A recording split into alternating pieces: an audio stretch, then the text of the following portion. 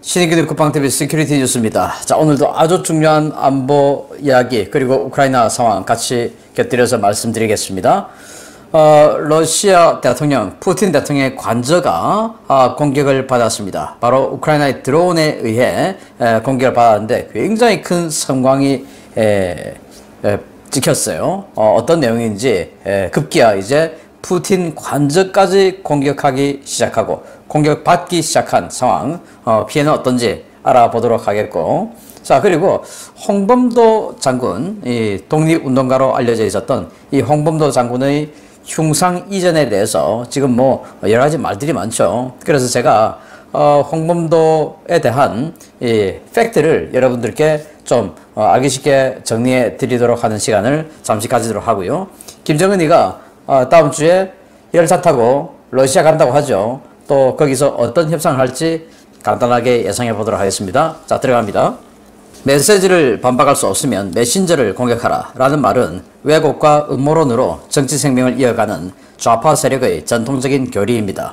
육사의 홍범도 흉상 이전과 관련해 홍범도와 관련한 실체들이 드러나자 범좌파 세력이 홍범도 흉상 이전을 추진한 학자의 신상을 들고 그를 공격하기 시작했다는 소식입니다. 육군사관학교에 설치된 홍범도 흉상 독립기념관 이전을 추진했던 육사 내 기념물 재배치위원회를 이끈 실무총괄자가 육사 군사사학과의 남호 교수로 확인됐다고 경향신문을 비롯한 범좌파 언론들이 9월 5일 총공세에 나섰습니다. 경향신문은 나 교수가 박근혜 정부 당시 국정교과서 현대사 집필진 중 한 명이며 그가 이른바 뉴라이트 세력이라고 맹비난했습니다. 신문은 홍범도 장군 등 독립운동가 5인의 흉상 철거를 주도했던 인물은 뉴라이트 성향으로 평가받는 한국현대사학회 창립준비위원회 명단에 이름을 올린 인물이라며 윤석열 정부의 독립운동사 지우기 배경에 친일 전력이 있는 백선엽 장군 웹툰 복원 등이 연루된 뉴라이트 세력이 있다라고 주장했습니다. 신문은 더불어민주당 정성호 의원을 통해 해당 인사의 신상을 확인했는데요. 박근혜 정부 당시 이른바 뉴라이트 세력이 주도한 국정교과서에 1948년 8월 15일에 대한민국이 건국됐다 라는 뉴라이트의 건국절 사관이 그대로 담겼고 박정희 정부와 재벌을 미화하는 부분이 늘어 논란이 됐다 라고 비판했습니다. 친명계 좌장으로 불리는 민주사회를 위한 변호사 모임 일명 민변 출신 정치인인 정성호 의원은 지난 2019년 윤석열 당시 검찰총장과 민변의 정체성에 대해 논쟁을 벌이며 민변은 이적단체, 반국가단체가 아니라고 목소리를 높였던 강성 좌파 인사입니다. 정성호 의원은 육사 내 독립운동가 흉상 철거를 주도한 인물이 극우 성향 박근혜 정부 국정교과서 집필진이라며 국방부와 육사는 역사 왜곡 논란을 일으킨 국정교과서 집필진을 총괄 책임자로 임명한 이유와 위원회 전체 명단을 공개해야 한다라고 성토했습니다. 경향신문 역시 나 교수가 SNS에서 박정희 대통령을 찬양하는 학자들의 글을 공유했다는 사실이 드러나 논란에 휩싸였다고 지적하며 나 교수를 비난했는데요. 자신들이 분류할 때는 학문의 다양성, 표현의 자유를 운운하며 자신들이 수세에 몰리면 극우, 역사 왜곡, 편협 등의 프레임을 짜고 인신고격을 퍼붓는 좌파들의 역겨운 이중성, 그런 역사관과 세계관을 가지고 있다면 왜 자유민주주의 헌법질서 위에 세워진 이 대한민국에 살고 있는지 묻고 싶습니다. 네, 홍범도 흉상 이전이죠. 독립기념관으로 이전하겠다. 그런데 철거라고 아주 자극적인 이런 프레임을 씌우고 있죠. 이전입니까? 철거입니까? 이전이죠. 자, 그런데 자, 여기 경향신문 기사를 제가 그대로 캡처를 했는데 보십시오. 홍범도 장군 등 독립운동가 5인의 흉상 철거를 주도했던 철거랍니다. 아니 이전하겠다는데 무슨 철거입니까? 이런 식으로 거짓말을 해요. 아니 오염된 오염수를 정화 처리를 한 처리수를 오염수라고 프레임을 짜더니 이런 식으로 합니다. 이런 식으로 이 프레임을 짜고 그들과 협력하는 이 좌파 언론도 아닌 이런 그 쓰레기 집단들의 보도를 지속적으로 내주면서 프레임을 공고화시키는 이 작업을 하는 거죠. 자, 여러분 1948년 8월 15일 대한민국 건국이 맞습니까? 아닙니까? 자, 이들은 왜 대한민국 건국을 1948년 8월 15일로 하면 안 되냐? 왜 그때 당시에 설립한 대한민국의 이 국시가 뭐냐? 반공입니다. 그렇지 않습니까?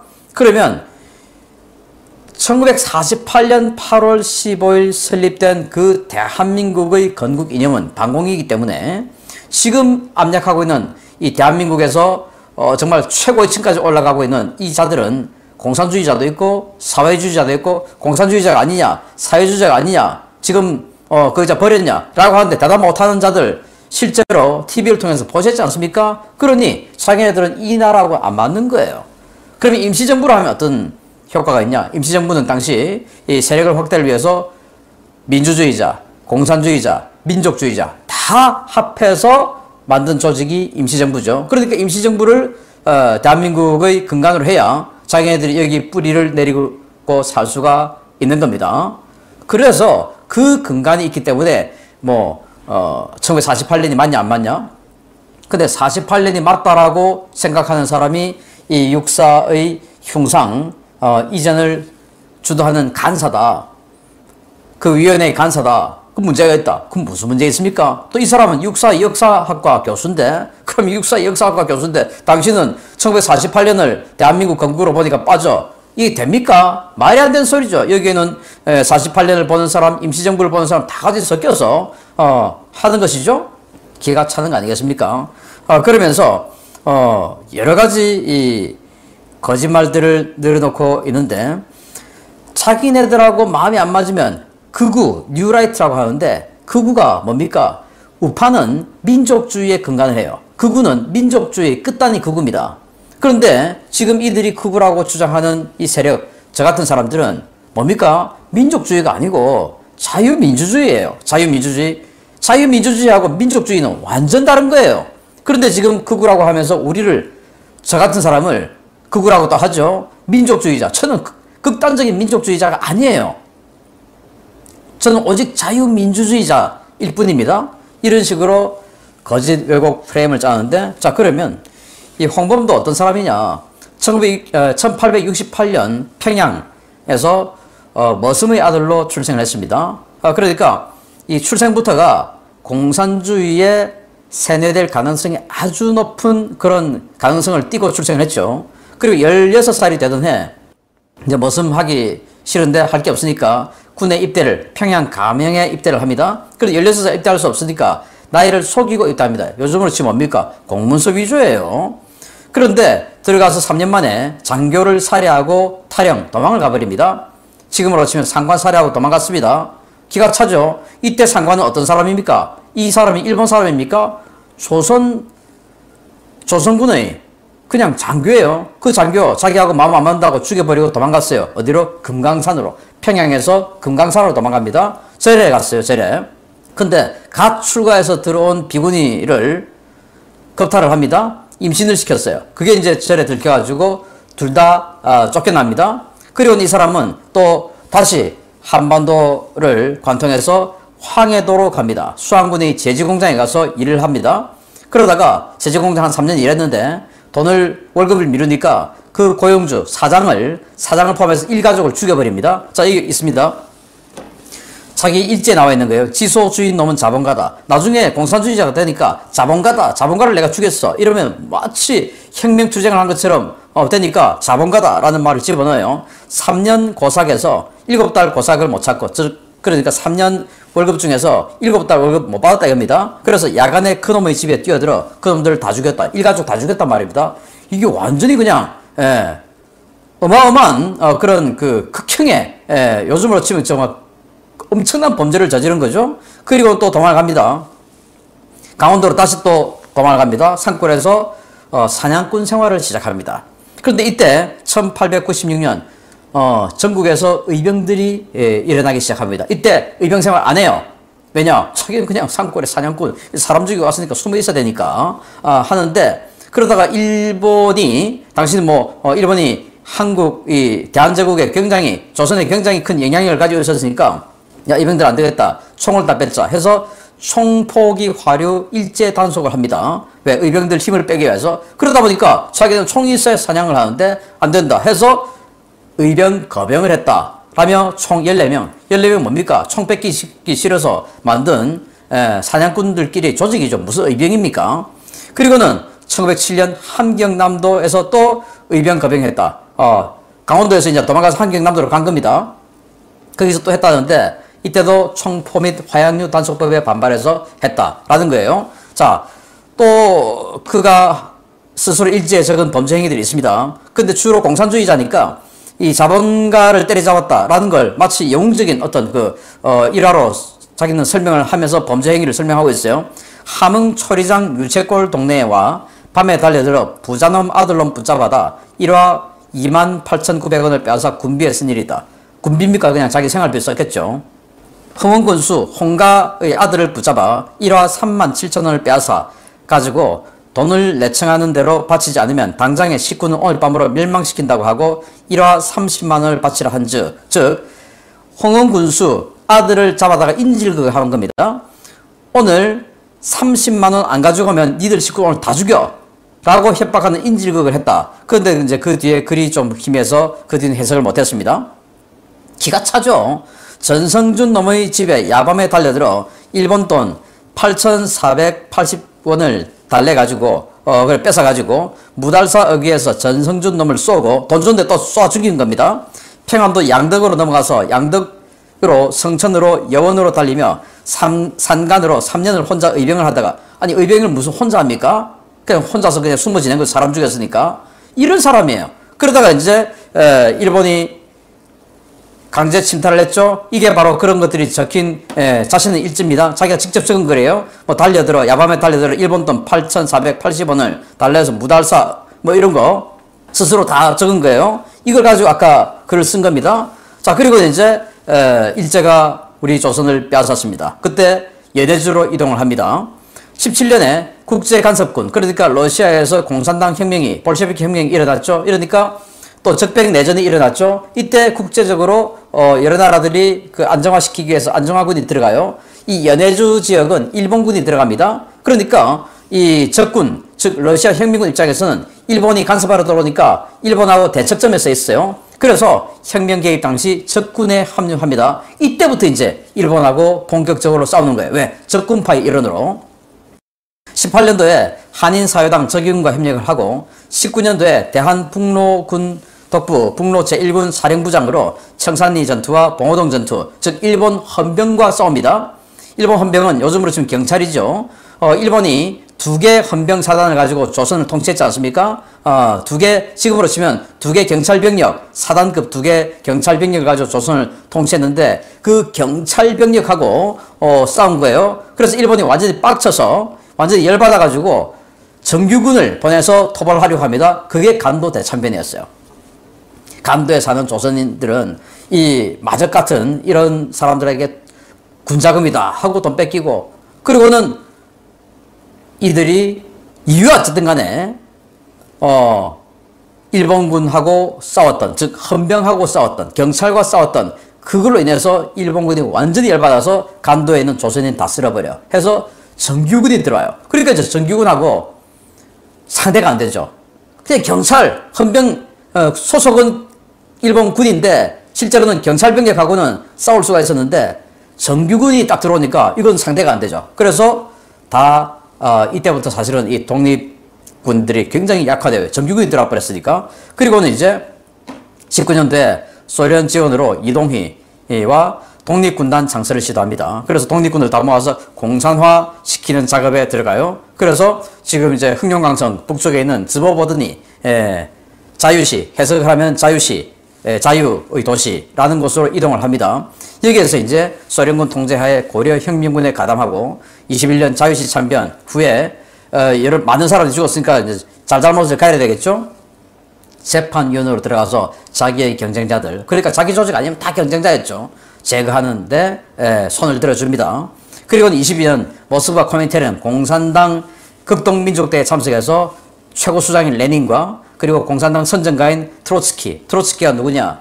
바로 전쟁은, 당신은 전쟁에 관심이 없어도 전쟁은 당신에게 관심이 있다 라고 하는 그 유명한 말을 했던 그 트로츠키하고 독대를 하는 영광을 누립니다. 그리고는 요즘으로 치면 사인을 받아요. 그리고 독립군 세력 중에서 자신하고 반대파인 상해파 독립군인 김호남과 김창수를 살해합니다. 그리고는 소련군에게 잡혔어요. 잡혔는데 아니 레닌 동지에게 받은 내가 이런 편지도 있는 사람인데 어디 감히 해서 풀려납니다. 27년 소련 공산당에 정식 입당을 합니다. 그리고 연해주 고려인 지도자 대회에 합류합니다. 일본군하고 이때부터 안 싸워요. 싸운 적 없어요. 그냥 공산당으로서 활동을 합니다. 왜냐? 이때는 일본군하고 소련군하고 적대적인 관계가 아니었어요. 이때는 일본은 중일 전쟁에 이후에 이제 올인을 하던 그런 시기였습니다. 그러다가 뭐 농원한 전투 때 갑자기 일본이 이상한 짓 하는 바람에 소련군이 이제 일본하고 다시 적대적으로 됐죠. 자기는 소련 사람이기 때문에 일본하고 안 싸운 겁니다. 그리고는 이제 37년 스탈린 강제 이주 정책에 따라서 카자흐스탄으로 이주하고 37년 카자흐스탄의 크즐오르다라는 극장의 수의장 생활을, 경비장 생활을 합니다. 그리고 41년 독소 전쟁 발발, 2차 대전에 이제 소련군과 독일군이 본격적으로 싸우기 시작한 게 41년 아닙니까? 이때 내가 참전하겠다라고 했는데 이때 나이가 73살. 그래서 소련군 입대 거부죠. 약속하고 했겠죠. 입대 거부할 테니까 일단 하겠다고 해라. 하고는 이제 선전가로 활동하면서 참전을 독려합니다. 나는 늙었다. 그러다 나의 마음이 지금 파시스트들과 전쟁을 한다. 젊은이들 모두 무기를 잡고 조국을 위해 용감하게 나서라. 자기 조국은 소련인 겁니다. 소련군 입대할 수 있다며 극장에서 사격 시범까지 보여줬습니다. 그리고는 45년 노환으로 사망했습니다. 이때까지 잘 살은 겁니다.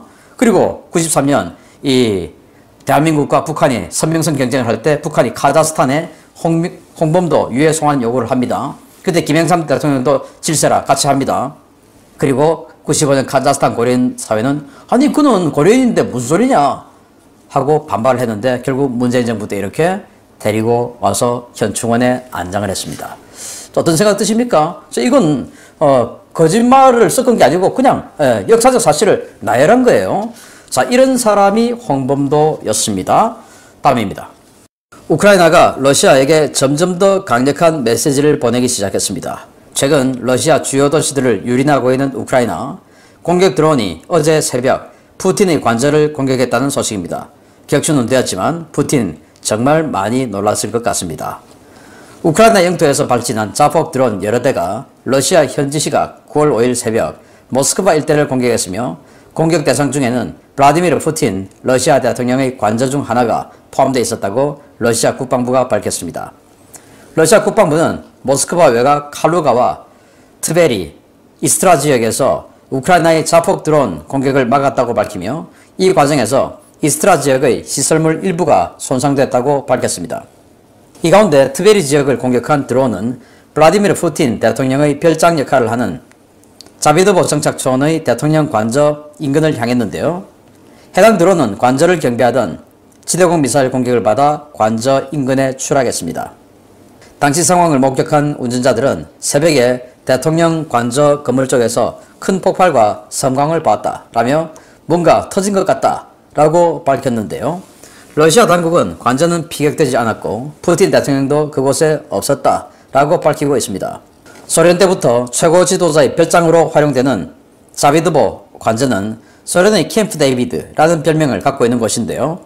모스크바에서 북쪽으로 약 120km 떨어진 곳에 있는 이곳은 주변에 울창한 산림과 큰 호수를 끼고 있어 푸틴 대통령이 휴가 때는 물론 여름철에 주로 머무는 별장입니다. 이번 공격은 지난 5월 2일 우크라이나 드론 2대가 크렘린궁을 공격했던 사건에 이어 넉 달 만에 벌어진 푸틴 대통령에 대한 직접 공격 시도인데요. 과연 푸틴이 이번 공격에 어떤 보복 조치에 나설지 지켜봐야겠습니다. 야, 정말 뭐 대통령 별장 멋지네요. 소련 시절의 공산당 서기장 별장입니다. 아니 뭐 공산당 다 평등하게 살아야 되는데 별장을, 이런 별장을 여러 곳, 여기 뭐 테니스장도 있고 엄청나게 좋아요.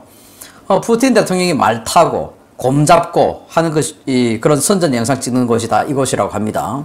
여기에 모스크바에서 북서쪽으로 120km 지점인데 차를 몰고 가던 사람의 블랙박스에 찍힌 영상인데요. 이건데요. 간단하게 한번 보시겠습니다.